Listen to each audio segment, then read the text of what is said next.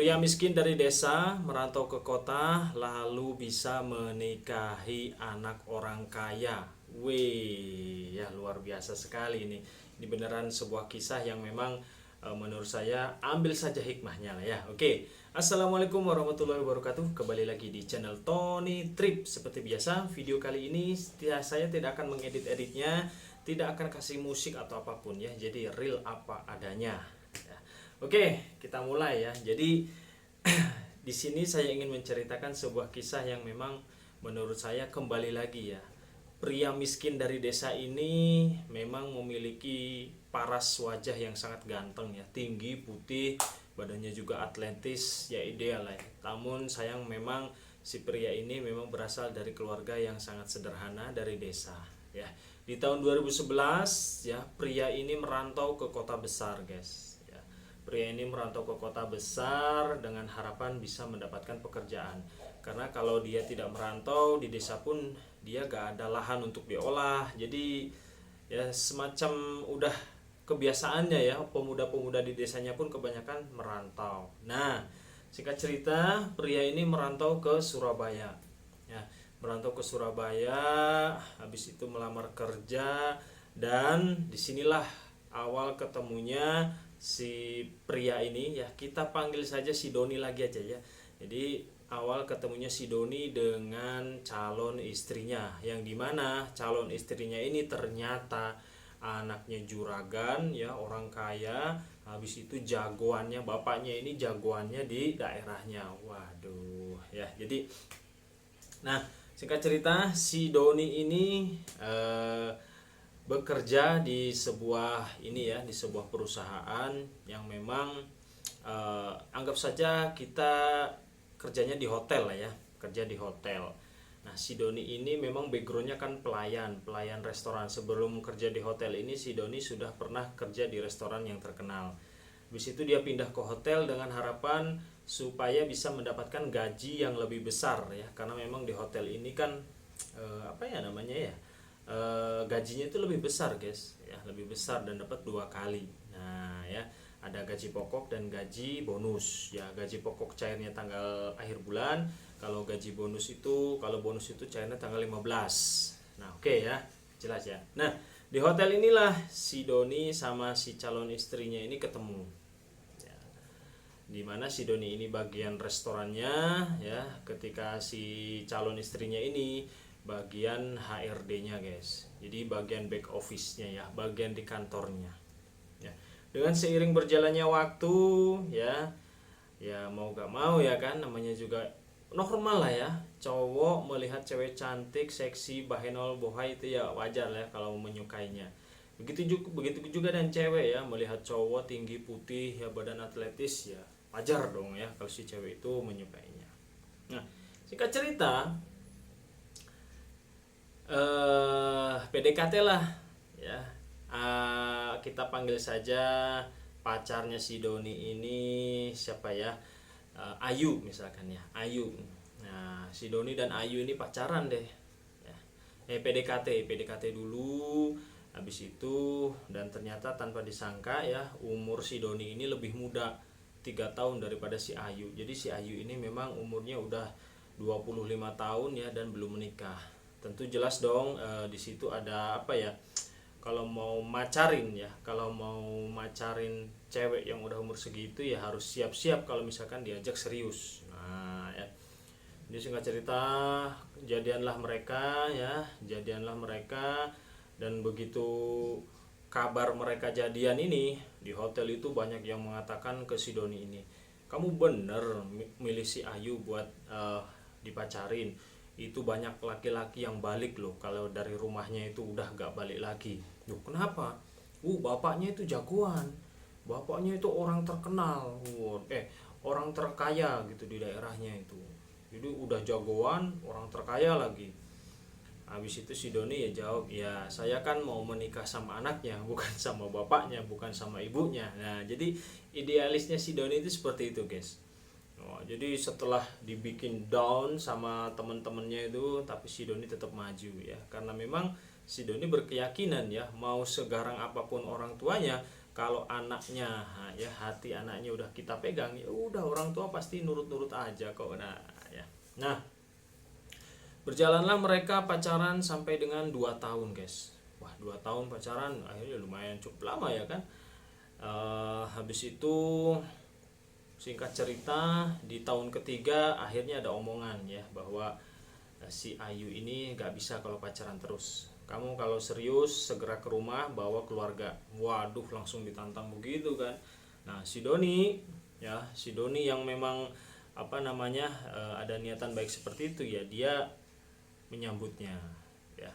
Jadi selama 2 tahun pacaran itu memang awal-awal si Doni nganterin si Ayu ini selalu dari gang.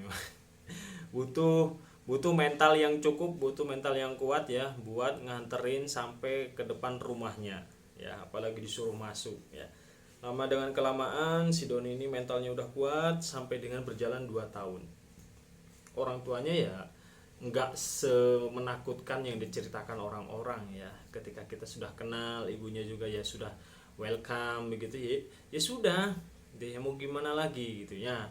Di sini ketika kita jalan si Doni dan si Ayu ini jalan 1 tahun, ada omongan dari ibunya dan itu ke si Ayu ini, dan dari si Ayu disampaikan ke si Doni. Omongannya gini, ya kalau bisa calon suamimu itu udah mapan, sama sarjananya, kerjanya udah jelas gitu ya, dan bla bla bla bla ya kan. Itu seorang ibunya ya, ibunya disampaikanlah ke saya. Ya sudah, itu terserah kamu. Tapi si Ayu ini memilih tetap untuk melanjutkan dengan si Doni. Nah di sini ya perlu kita ketahui bahwa ketika 2 tahun, di tahun ketiga langsunglah digelar acara tunangan ya. Tunangan ya memang cukup mulus ya, nggak serumit yang diceritakan orang-orang. Tunangan, pada saat tunangan si pihak Ayu ini meminta agar ada orang jualan ya, bentar ya. Jualan kue apa ini ya? Nah, ya. Kue gula itu loh ya. Nah, singkat cerita mereka tunangan. Nah, pas di acara tunangan itu mereka meminta untuk segera menikah, dinikahkan. Di situ si Doni kaget ya, karena ya memang pernikahan itu butuh persiapan yang sangat-sangat banyak ya, baik itu mental, baik itu biaya, baik itu semuanya lah ya. Nah di situ si Doni mengatakan ya dengan percaya diri dan lantangnya bahwa kalau meminta segera ya si Doni nggak bisa, kasih saya waktu 1 tahun. Jadi tunangan, setahun lagi menikah. Nah gitu ya, kasih saya waktu 1 tahun untuk mengumpulkan biaya nikah. Ya namanya juga dari keluarga besar dari keluarga sederhana, nggak punya dari kampung ya kan. Dan disetujuilah. Kalian tahu caranya si Doni agar tetap bisa menikah dan tetap bisa kelihatan ngemodal di mata calon mertuanya ya. Jadi si Doni ini meskipun orang nggak punya, tapi orangnya rajin, ulet ya, nggak males-malesan ya. Dan jelas dong kalau tanggung jawab, makanya itu si Ayu ini mau sama si Doni meskipun belum punya apa-apa, tapi anaknya rajin dan semangat bertanggung jawab. Ayu yakin pasti dia bisa. Nah dalam waktu renggang 1 tahun ini, bayangin ya, si Doni ini kan udah kerja di hotel ya. Saat itu gajinya si Doni di hotel itu udah lumayan lah ya, tahun 2011 gitu ya. Tahun 2011 gajinya udah di atas 5 juta ya, karena memang 2 kali itu gajinya. Begitu gajian keluar ya, di bulan pertama setelah tunangan, gajian keluar, si Doni langsung pesan undangan ya, dimana kata mertuanya itu dia mau mengundang 1000 orang. Wow sekali. Dan setelah si Doni sama si Ayu ini jadi mempersiapkan pernikahan itu berdua mereka guys, si Doni sama si Ayu langsung pergi ke tempat cetak undangan, dan terpilihlah 1 undangan yang menurut mereka bagus. Satu undangan itu 2.500 dikalikan 1000, 2.500.000. Wah, itu sama si Doni langsung dibayar dari uang gajinya. Jadi memang si Doni rela setahun itu ngempet ngempet ya istilahnya, udahlah pokoknya fokus. Karena apa, si Doni berpikiran kalau uangnya ditabung, nggak langsung dibelanjakan, nggak bakalan ngumpul-ngumpul. Nah ya kan. Jadi begitu gajian, si Doni langsung tuh booking undangan 1000 undangan ya. Si Doni yang bayar, langsung dikasihkan ke mertuanya. Jadi kan di situ kelihatan, oh iya anak ini serius, oh iya anak ini usaha sendiri. Dan si Doni gak minta sepeser pun ke orang tuanya untuk biaya nikah ini. Wow. Selanjutnya, ketika gajian bonus cair ya, si Doni langsung beli souvenir ya, berdua juga ya ke pusat pembelanjaan souvenir, berdua juga sama si Ayu. Jadi sambil menjalani hubungan sambil merekatkan, jadi mereka itu mempersiapkan berduanya. Naik bis mereka berdua bawa untuk beli souvenir. Mereka berdua membeli souvenir 700 biji ya. Satu souvenir harganya 3.500, udah kalikan saja ya. Gajian lagi si Doni langsung beli kue ya. Itu jumlahnya 700 juga ya, 700 ya, buat nemenin kalau cewek bawa anak gitu kan mesti dikasih ya kan. Gajian lagi si Doni langsung bayar terop ya, dekorasi. Gajian lagi si Doni langsung bayar untuk foto. Gajian lagi si Doni bayar untuk make up. Jadi semuanya itu dibayarin langsung. Padahal nikahnya masih kurang setahun. Ya setahunan ya, kurang setahun. Tapi sama si Doni udah di itu. Nah, dari pihak si cewek hanya menanggung cateringnya saja. Catering, bro. Ya, makan lah ya, makan.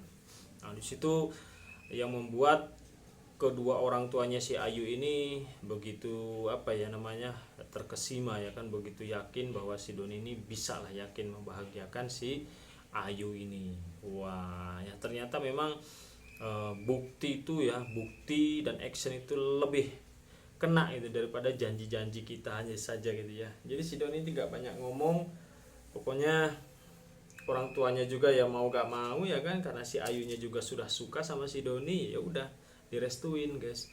Nah, dan si Doni pun tidak mengharapkan apa-apa tuh, meskipun mertuanya kaya raya atau apapun, enggak ya. Jadi segala keperluan pernikahan itu sudah dibayar lunas sama si Doni. Nah ini bisa kita tiru nih guys. Kalau kita sengaja ngumpulin uang, kekumpul 10 juta, wah udah kelihatan banyak, nanti berkurang lagi. Kekumpul 20 juta kelihatan banyak, ada godaan. Godaannya itu ada aja gitu ya kalau mau nikah itu. Ya, jadi si Doni itu udah jadi gak jadi nikah, belikan.